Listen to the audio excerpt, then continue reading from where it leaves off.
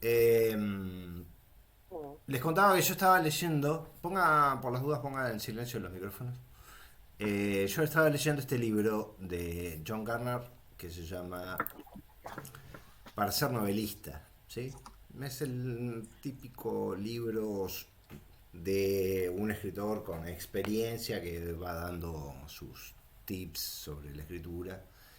Eh, Profesor de un universitario, ¿sí? Les contaba antes que está prologado por Raymond Carver, que fue alumno de él en esas talleres o cursos. Y hay una parte que me llamó mucho la atención porque por cómo lo plantea me permite establecer una relación con el planteo que había hecho Panofsky, que lo vimos en la clase pasada. Para comprender, por si alguien no estuvo presente, Panofsky planteaba una alternativa o una bifurcación de caminos entre el cine comercial y el cine no comercial. ¿Sí? Y veía cuáles eran los atributos y deficiencias de cada uno, ¿m? Pero en su opinión, o nosotros podíamos deducir que en su opinión era proclive a eh, haber en el cine comercial muchas más fortalezas que en el cine no comercial, al que se le podía observar una cantidad de debilidades. Y un planteo semejante hace Garner respecto a la escritura. ¿Sí? Y entonces, pensando en que Panofsky lo hacía allá por la década del 30, Garner lo hace por los 70, ¿sí? Hay una distancia de 30, 40 años, pero igual me parece que el contexto es próximo, es parecido. ¿M? Pero en esta, digamos, dicotomía que establecen los dos, yo encontraba algo en común. ¿Sí? Y eso, a pesar de que la lectura lo hacía por otras razones y no por el curso, me pareció interesante traerlo, porque entonces la afirmación de Panofsky no se limita tanto al ámbito del cine, el campo del cine, sino que se puede extrapolar a toda la cultura. Y entonces, vamos a ver qué dice Garner acerca de lo siguiente. Dice Garner, para publicar una obra de la extensión de una novela, quien la escribe debe aspirar a una de estas dos cosas: a hacerse con un reducido círculo de admiradores, lo dice irónicamente obviamente, o a encontrar los medios necesarios para cumplir el primer requisito que el lector ordinario exige de cualquier escritor de extensión superior a 15 páginas, a saber, fluidez, la sensación de que los acontecimientos discurren en determinada dirección, de que fluyen hacia adelante. Y agrega, el lector común exige una razón para seguir pasando páginas. ¿Sí? Luego sigue explicando algunas otras cosas más. Yo aquí encuentro la misma dicotomía que presentaba Panofsky respecto al cine. ¿Sí? El cine tiene dos alternativas. Una, su vínculo con el público o su renuncia a los, digamos, a las reacciones de ese público, ¿no? Que pueden ser la ignorancia total, el desprecio o, digamos, una especie de dejarlo a un costado. Es decir, una especie de dicotomía en los dos entre una producción artística que tiene un vínculo con el público de dependencia, de dependencia para continuar, para agradar a ese público, para encontrar en ese público una respuesta positiva, tanto en el cine como en el cine comercial, obviamente, como en lo que él, Gardner, llama, ¿sí?, un escritor. Y ambos ponen en consideración al público. Panofsky ponía en consideración al público cuando hablaba de... ¿se acuerdan de aquella imagen bastante irónica acerca de que el cine comercial puede terminar como una doncella, pero el cine no comercial puede terminar como, creo que decía, una vieja eh, solterona o algo por el estilo?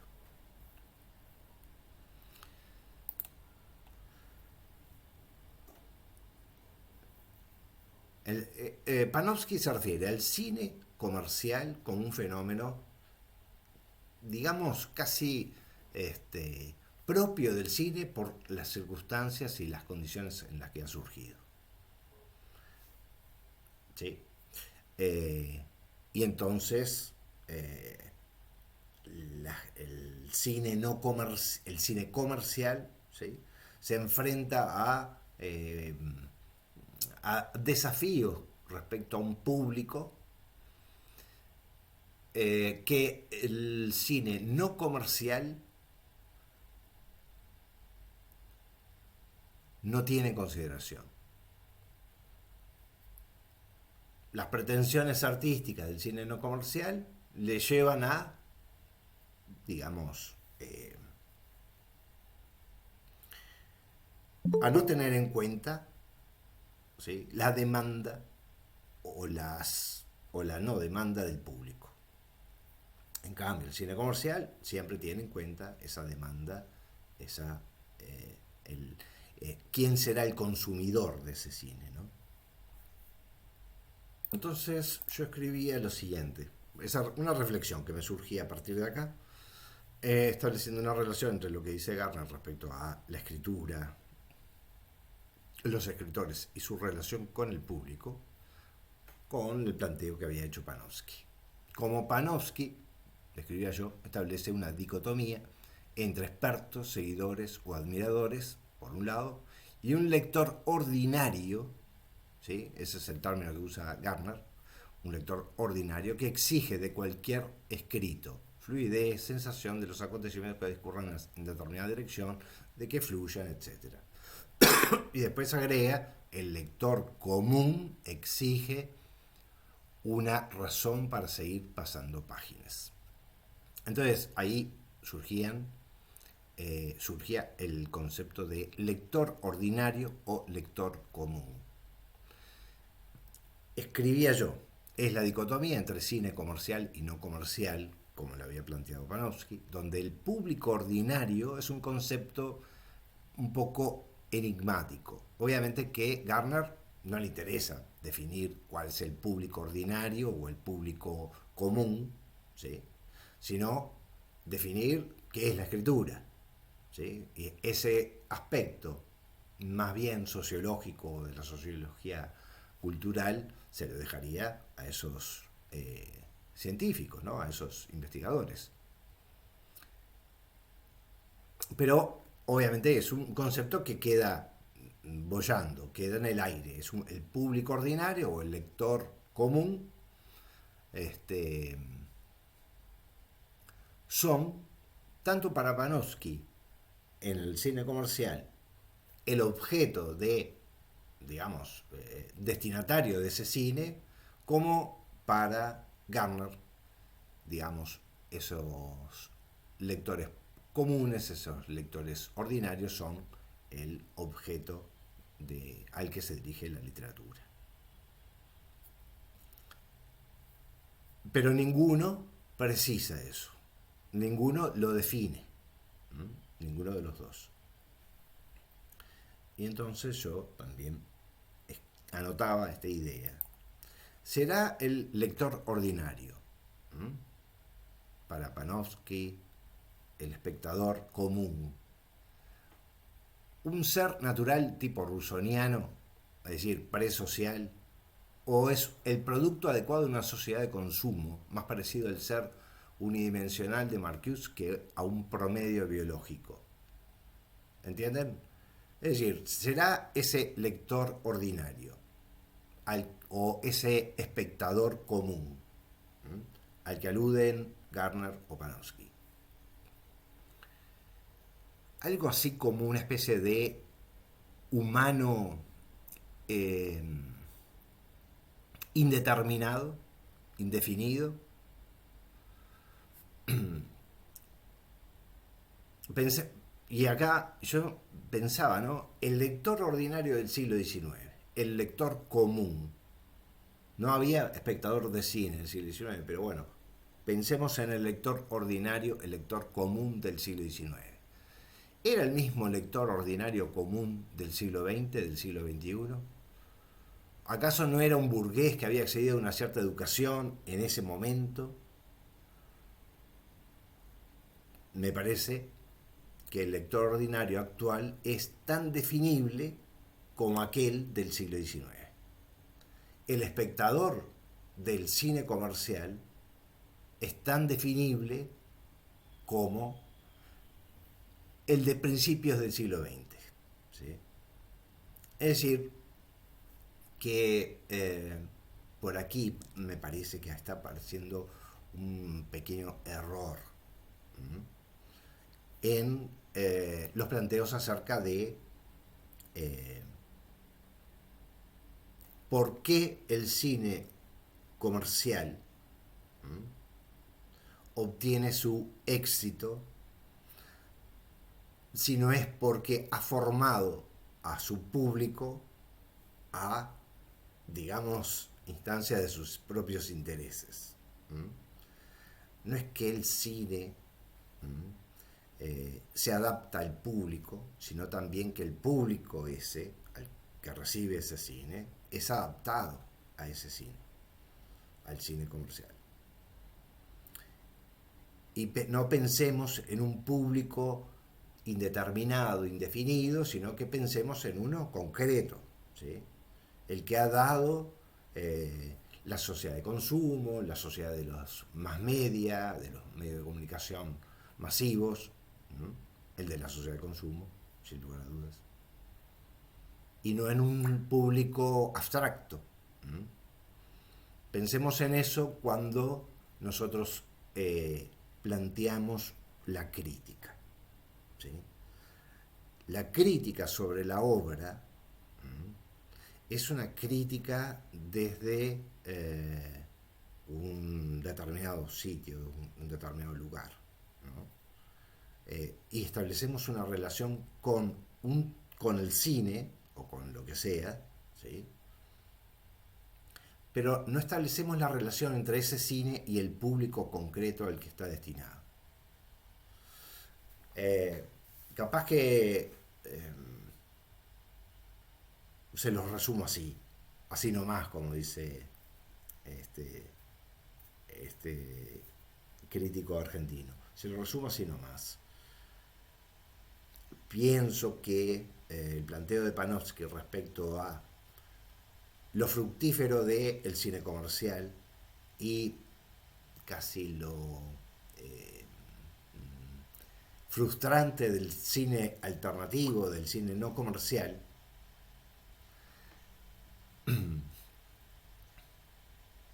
no es en base a un público común, una especie de público abstracto, sino a uno concreto, que ha sido moldeado a imagen de el cine comercial, no del cine alternativo.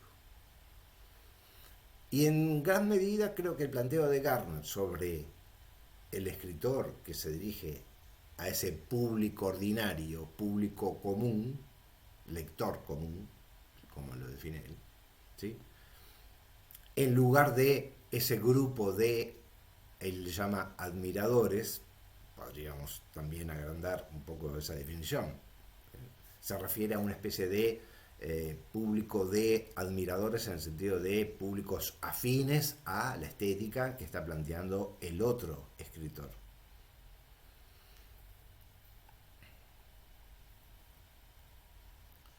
Entonces, volviendo a Panofsky, escribí, el cine comercial depende de un supuesto público ordinario que no es más que el producto de la sociedad donde ha surgido y ha sido moldeado. Es decir, la relación del cine comercial con un público ordinario no es una relación, digamos, hacia un público indefinido, sino que es hacia uno concreto. Y eso nos tiene que, en cierta manera, prevenir, ¿m? Porque vamos a observar que esta bifurcación de caminos entre el cine comercial y el cine no comercial se establece a lo largo y ancho de la sociedad, de nuestra cultura, ¿no? Y que la producción artística, cada vez que se enfrenta a eso, esa bifurcación de caminos, se plantea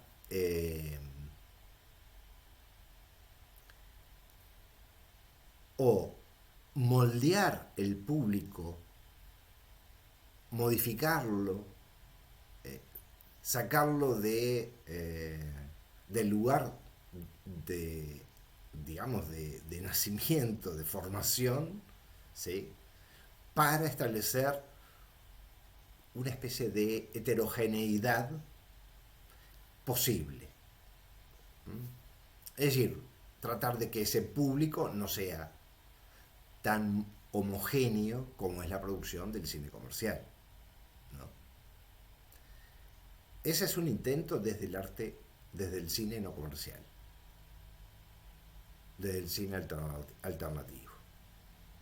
A veces lo logra, a veces lo logra. Por ejemplo, el cine comercial ha adquirido elementos del cine por ejemplo, del cine de vanguardias o del cine de la Nouvelle Vague o del neorrealismo o de otros movimientos, cuyas producciones no estaban destinadas al público ordinario, al público común, ¿sí? Estaban destinados más bien a grupos de admiradores, en términos gardenianos, ¿sí? Pero esos elementos fueron modificando parte de ese público. Le pongo un ejemplo, ¿sí? La actuación de actores no profesionales. En principio era el sello del neorrealismo italiano, ¿sí? O uno de los sellos, ¿sí? El público podía observar que se salía de la estética dominante de la actuación frente a la cámara.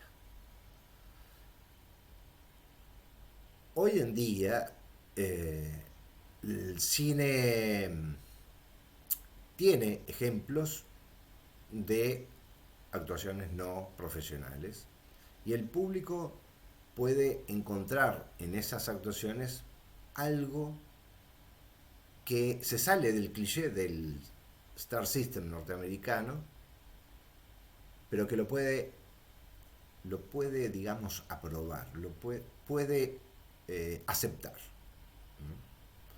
Y esas aceptaciones desde ese público, no es una aceptación desde el público, no me refiero a la aceptación desde el público, podríamos llamar, de admiradores del cine arte o del cine alternativo, sino a una aceptación desde un público un poquito más amplio. Es decir, creo que van produciéndose modificaciones.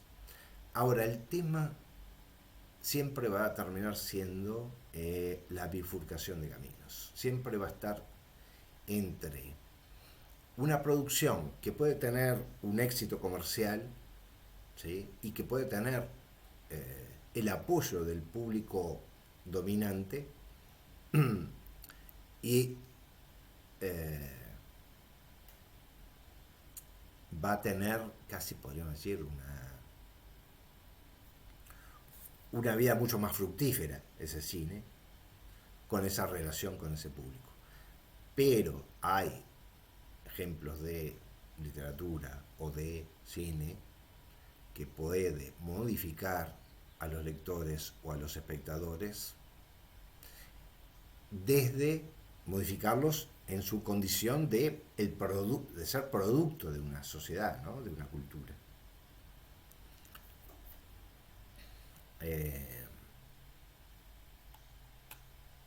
Además, encontrar estas alternativas, tanto en Panofsky, que es un historiador del arte en general, no es especializado en cine, pero que lo aplica a su análisis de la historia del cine. O el caso de Garner, que es dedicado exclusivamente al tema de la literatura. En ambos podemos encontrar, ¿sí?, este esquema de visualización de la producción artística, aquella enfocada en un público ordinario, común, y aquella, podríamos llamarle, a un público especializado o experto o de admiradores, como le llama Garner.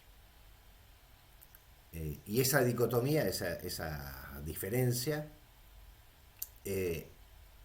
como lo establecen ambos, no pone en consideración que ese público, ¿sí?, ha sido moldeado, digamos, casi con las mismas, con los mismos ingredientes que el cine comercial o que la literatura comercial. La crítica va a observar muchas veces, ¿no?, la aventura de una obra artística, de una película, por ejemplo, de una novela, en términos de cuánto, ¿sí?, se acerca o se aleja de los modelos a los que está disponible el público común, el lector común, el lector ordinario. Pero siempre tenemos que estar pensando, como desde la crítica, ¿sí?, que los efectos de público, los efectos de taquilla, de lectura, de ventas, de éxito, etc., no tienen que ver con un público, como le llama Garner, ordinario o común, sino con uno que es producto de una sociedad, producto de una cultura, ¿sí? Nosotros veníamos hablando y analizando este tema fundamentalmente desde la producción, no desde el problema del público.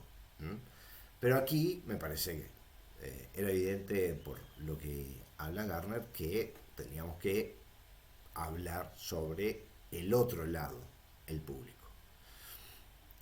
Ambos creen que existe un público natural, pero en realidad tenemos que observar que lo han observado, no solamente nosotros lo estamos observando ahora, ¿no? Lo han observado la escuela de Frankfurt, la escuela de Birmingham, muchas escuelas que han estudiado, ¿no?, la producción cultural, la producción social cultural, obviamente que las toman en consideración los estudios sobre los públicos, ¿no?